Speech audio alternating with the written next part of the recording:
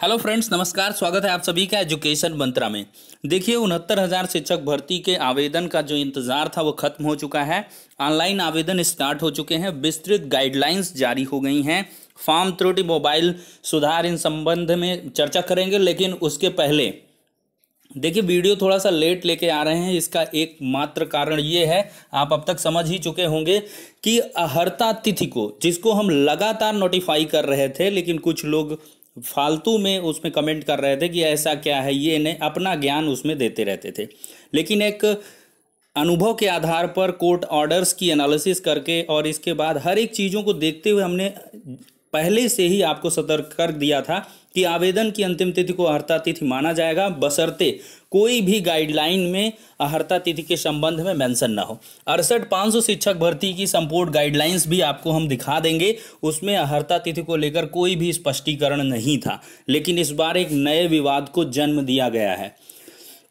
विवाद को जन्म देना कहें या ये कहें कि अहर्ता तिथि को लेकर सोशल मीडिया पर या हर जगह पर लंबा एक संघर्ष चल रहा था। उसमें 15 बैच के जो बैक थे उनको लगातार जो है, जिनके बीएड अपेयरिंग थे, इनको लेकर के बहुत ज़्यादा विवाद की स्थितियां बन रही थी। इधर उधर ट्वीट, ये वो बहुत सारी चीज़ें की जा रही थी। तो इसी दरमियान क्या हुआ कि विस्तृत गाइडलाइन में आपकी अहर्ता तिथि निर्धारित की गई है। और सबसे बड़ी बात यह है कि अहर्ता तिथि को सहायक अध्यापक भर्ती परीक्षा के विज्ञापन प्रकाशन तिथि से नोटिफाई किया गया है। मतलब सहायक अध्यापक भर्ती परीक्षा का विज्ञापन जिस दिन प्रकाशित हुआ था वही है आपकी शैक्षणिक अहर्ता तिथि। साफ साफ देख सकते हैं, हम दिखा रहे हैं। सबसे पहले गाइडलाइंस दिखा दें।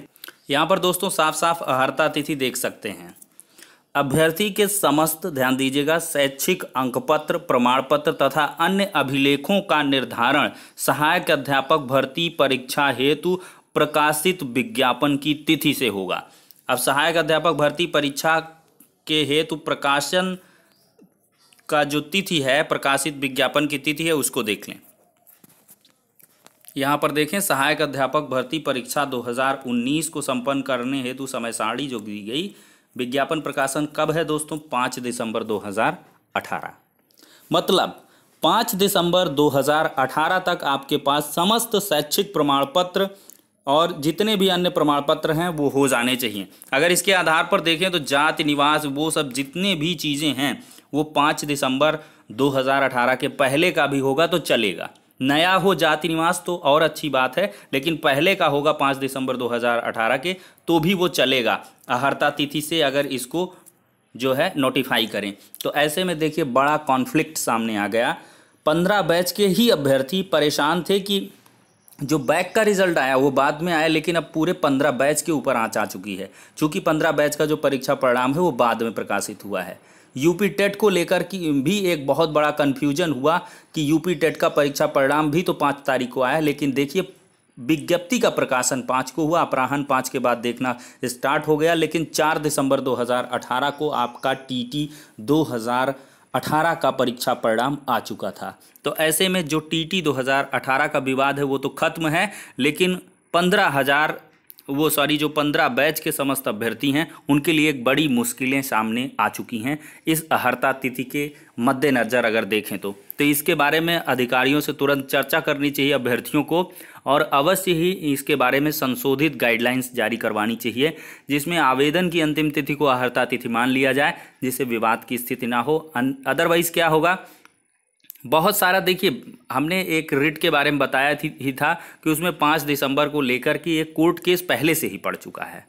और ये सबसे अहम ज़रूरी बात है, SS 326 ऑफ 2016 जस्टिस रोजन राय जी का जजमेंट, जिसका एनालिसिस हमने सुबह किया था, उसको क्या है कि बहुत लोग हल्के में लेते हैं। उसमें साफ साफ कहा गया था कि ऑफिशियल्स की ये कंप्लीट पर्सनल रिस्पॉन्सिबिलिटी होगी कि किसी भी पर जो विज्ञापन निकालें या कोई भी भर्ती निकालें तो उसमें एक कट ऑफ डेट अवश्य मेंशन करें कि आखिरकार अहर्ता तिथि क्या होगी।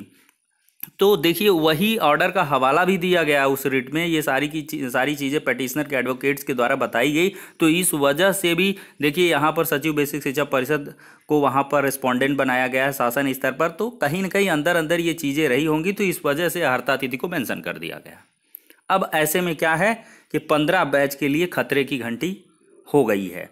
तो इनको ये करना चाहिए कि अभी भी मौका है, संशोधित विज्ञप्ति जारी की जा सकती है अगर रिक्वेस्ट करें। और ये जो बड़ा एक समस्या का बिंदु है, इसको बताएं, अवगत कराएं कि किस प्रकार से कैसे क्या समस्याएं आने वाली हैं आगे आने वाले समय में। क्योंकि क्या है, पूरा 15 बैच बाहर हो जाएगा इससे। तो क्योंकि विज्ञापन प्रकाशन की तिथि है वो 5 दिसंबर 2018 है, मतलब 5 दिसंबर 2018 के पहले आपका टेट का रिजल्ट, इसके बाद आपका बीटीसी, डीएलएड, बीएलएड, बीएड जो भी आपने कर रखा है उसका परीक्षा परिणाम आ जाना चाहिए। ये सबसे अहम बात है। और इसका हमने उदाहरण दिया था 2016 में, जब 16 जून 2016 को ये विज्ञापन प्रकाशित हुआ शासनादेश, और उसमें अहर्ता तिथि विज्ञापन प्रकाशन की तिथि को ही मान लिया गया था और 16,448 शिक्षक भर्ती से संपूर्ण 2013 बैच बाहर हो गया था। हालांकि उसमें अश्वनी मिश्रा जी का जजमेंट है। सुबह हमने एक अखबार की कटिंग दिखाई थी, उसमें एक पिटिशनर ने नियुक्ति भी पाई थी और उसमें अश्वनी मिश्रा जी ने कहा है कि शासनादेश की तिथि को ना माना जाए, आवेदन की अंतिम तिथि को माना जाए। तो वो ऑर्डर आपके लिए रामबाण का कार्य कर सकता है, जो भी 2015 बैच के हैं। अश्वनी मिश्रा जी के ऑर्डर को लगाएं कि कोर्ट से ऑलरेडी एक ऑर्डर है कि आवेदन की अंतिम तिथि को अर्हता तिथि माना जाता है, और इसके आधार पर सचिव बेसिक शिक्षा परिषद अधिकारी को उस ऑर्डर को दिखा के और इसके बाद संशोधन भी करवा सकते हैं समय रहते। तो इससे समस्याएं जो आने वाली हैं वो निपट जाएंगी। तो फिलहाल के लिए इतना ही दोस्तों। अब आप लोग क्या करेंगे, ये कार्य कर लेंगे और देख लें upbasiceduboard.gov.in पर आवेदन कैसे करना है, आवेदन हेतु महत्वपूर्ण दिशा निर्देश, अपना फॉर्म कैसे प्रिंट करना है। देखिए, किसी भी प्रकार का फॉर्म में संशोधन नहीं कर सकते हैं, जो हम पहले से कहते आए सेम वही चीज़ है। सिर्फ आपको डिस्ट्रिक्ट चॉइस करनी है, शिक्षा मित्रों का जो भी वेटेज वगैरह उसको भरना है, और इसके बाद आपको फाइनल सबमिट कर देना है 75 जनपदों का विकल्प चुनते हुए। और यहाँ पर एक महत्वपूर्ण चीज़ और बता दें, हमारी जो भी जितनी भी गाइडलाइंस हैं, जो शासनादेश हैं, सबको हमने कंपाइल किया है। एक समझिए 68,500 शिक्षक भर्ती का जो संपूर्ण गाइडलाइन है उसको भी हमने डाउनलोड किया, आपकी सुविधा के लिए टेलीग्राम चैनल में उपलब्ध करवा दिया। वहाँ से आप देखेंगे कि अहर्ता तिथि के संबंध में कोई मेंशनिंग नहीं है 68,500 शिक्षक भर्ती वाले शासनादेश के गाइडलाइंस में, लेकिन इसमें मेंशन कर दिया गया चूँकि विवाद बढ़ रहा था। उसकी गाइडलाइंस को कैसे क्या डाउनलोड करेंगे हम बता दे रहे हैं। ये यहाँ पर दोस्तों आएंगे तो हमने यूपी का मैप भी यहाँ पे डाल दिया है PDF में। यूपी का मैप आप रख लें, फिर से समझ लें, एकदम से समझ लीजिए, भगदौड़ ना मचाइए कि बस आवेदन निकला जा रहा है, एकदम से हम एकदम से छूट जाएंगे, हमारा जिला छूट गया। ऐसा नहीं भाई, अभी तमाम अवसर है। 18 से 26 तक आवेदन, एक शपथ पत्र का प्रारूप और ब्लैंक में डाल दिए हैं, इसको भी आप देख सकते हैं। देखिए 69,000 टेक्निकल गाइडलाइंस, इसको ओपन करें, देखें, ये देख लीजिए। और इसमें सब टेक्निकल गाइडलाइंस में देखिए, सबसे पहले स्टेप 2 में ऑनलाइन आवेदन करें, लिंक पर क्लिक करेंगे, फिर इसके बाद एक आपका OTP जाएगा, लॉगिन करेंगे, प्रविष्टियां भरेंगे। 14 में देखिए वहीं से शुरू हो रहा है, 1 से 13 तक की सहायक अध्यापक 19 परीक्षा हेतु अंकित प्रविष्टियां फोटो सहित प्रदर्शित अभ्यर्थी किसी प्रकार संशोधन नहीं कर पाएगा। 14 के यदि शिक्षा मित्र हैं तो उसमें वांछित सूचनाओं को अंकित करेंगे। 15 में अपने वैवाहिक स्थिति का विवरण देंगे, लेटेस्ट देंगे। दोस्तों यहाँ पर गलती ना करें कि हमने जब फॉर्म भरा था तब हमारी शादी नहीं हुई थी, आपकी शादी हो चुकी है आज के दौरान में जब आप फॉर्म भर रहे हैं, तो इसको बिल्कुल भी गलत ना भरें। और 16 और 10 का स्टाम्प लगेगा भाई, क्यों फजीहत मोल ले रहे हो, 10 का स्टाम्प लगा देना कि विवाहित है, एक जीवित पति या पत्नी है।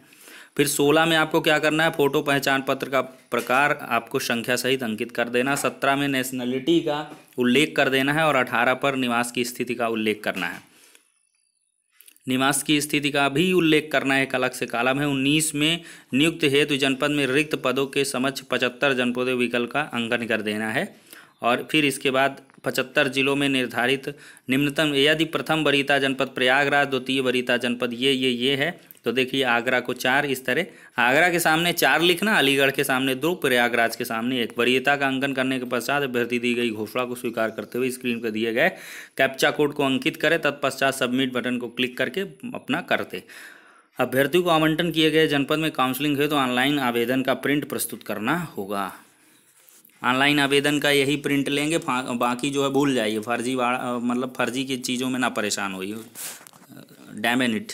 आपने जो इसको भर दिया ऑनलाइन आवेदन, ये वाला 75 जन, इसी को लेकर के जाइए, काउंसलिंग करवाइए। और देखिए दोस्तों फिर क्या दिखेगा आपको, 69,000 शिक्षक भर्ती की संपूर्ण गाइडलाइंस दिखा दें, इनको भी ओपन करके देखिए। आपकी आवेदन पात्रता, अहर्ता, फिर राष्ट्रीयता, और फिर इसमें जो है अहर्ता तिथि बाद में दे दी गई, अहर्ता तिथि।